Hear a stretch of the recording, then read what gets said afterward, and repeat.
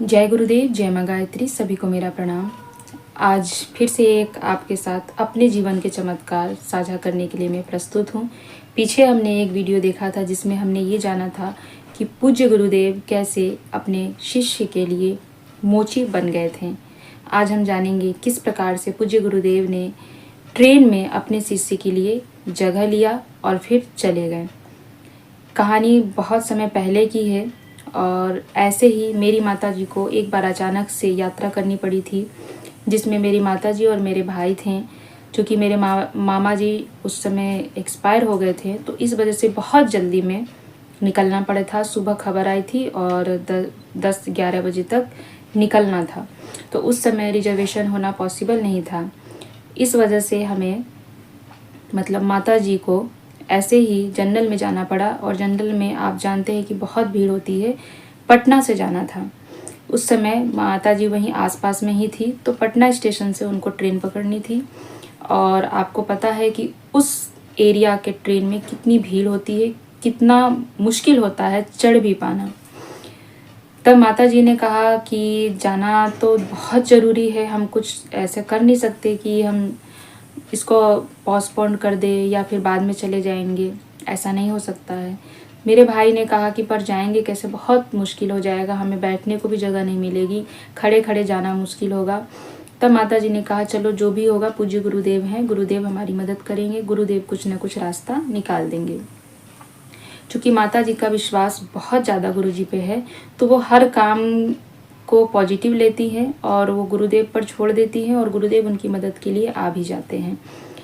तब ऐसा ही सोचकर वो निकल पड़े दोनों लोग। जब ट्रेन आई तो ट्रेन में इतनी भीड़ थी कि उसमें चढ़ पाना भी बहुत मुश्किल था। मेरे भाई ने कहा कि नहीं जा पाएंगे, जब हम इसमें चढ़ नहीं पा रहे हैं तो बैठने की जगह कहाँ होगी। माताजी ने कहा किसी प्रकार से चलना है तो चलना है, अब जो भी करेंगे पूज्य गुरुदेव करेंगे। और मन ही मन उन्होंने कहा कि गुरुदेव मेरी मदद कीजिएगा, और मैं अपने बच्चे को लेके जा रही हूँ, इसका भी विश्वास आप पे बनना चाहिए, इसलिए आप कुछ न कुछ हमारी मदद अवश्य कीजिएगा। तब गुरुदेव का नाम लेकर गायत्री मंत्र पढ़ते हुए माताजी ट्रेन में चढ़ी किसी प्रकार से, तो चढ़ गए दोनों लोग। वहाँ देखा कि एक जगह 2 लोगों की सीट छोड़ी हुई थी। तब माताजी ने कहा कि चलो यहाँ बैठ जाते हैं। तो वहाँ पर लोगों ने कहा कि नहीं नहीं, यहाँ नहीं बैठ सकते, यहाँ कोई एक बुजुर्ग आदमी बैठे हैं, वो उनकी सीट है, वो अभी आएंगे। तो माताजी को थोड़ा क्रोध भी आया। उन्होंने कहा कि जिसकी भी सीट है, जब वो आएंगे हम उठ जाएंगे, कोई है नहीं, आप लोग ऐसे ही करते हैं, बैठने नहीं देते हैं जगह होने के बावजूद भी। तो उन्होंने कहा कि नहीं ऐसा नहीं है, एक बुजुर्ग आदमी बैठे थे और उन्होंने बोला, उनके 2 लोगों की सीट उन्होंने रखवाई है, तो आप बैठिए फिर, लेकिन जब वो आएंगे तो आप उठ जाइएगा। तो माताजी ने कहा ठीक है, जब वो आएंगे तो हम उठ जाएंगे। माताजी और मेरा भाई दोनों बैठ गए। बैठने के बाद ट्रेन खुल गई। ट्रेन खुलने के बाद भी वो बुजुर्ग नहीं आए। तब माताजी ने कहा कि आप लोग ये सब बहुत गलत करते हैं, आप जगह ऐसे रखते हैं, दूसरा बंदा खड़ा होके जा रहा है, आप किसी को बैठने नहीं देते हैं, तो आप लोग ऐसा क्यों करते हैं। तब उन लोगों ने कहा कि नहीं नहीं, हमारी कोई गलती नहीं है, एक बुजुर्ग आदमी आए थे और वो पिछले स्टेशन पे ही बैठ गए थे। पिछले स्टेशन से बैठकर उन्होंने बोला था कि मुझे 2 लोगों के, अपने लोगों के लिए जगह रखनी है, मेरे 2 लोग पटना में चढ़ेंगे। उन बुजुर्ग ने कहा था कि 2 लोग पटना में चढ़ेंगे, मेरे 2 लोग हैं, तो वो दोनों के लिए मैं ये जगह रखा हूँ। हो सकता है कि वो जगह उनके लिए रखा था उन्होंने और लाने गए होंगे, तब तक ट्रेन खुल गई होगी। माताजी ने कहा ऐसा हो ही नहीं सकता है। तो कह रहे कि नहीं नहीं, हम सच बोल रहे हैं। वो बुजुर्ग बहुत बुजुर्ग थे, सफ़ेद धोती कुर्ता उन्होंने पहना था, बड़े अच्छे लग रहे थे, बड़े अच्छे घर के लग रहे थे, और सफ़ेद धोती कुर्ता में बड़े ही तेजस्वी लग रहे थे।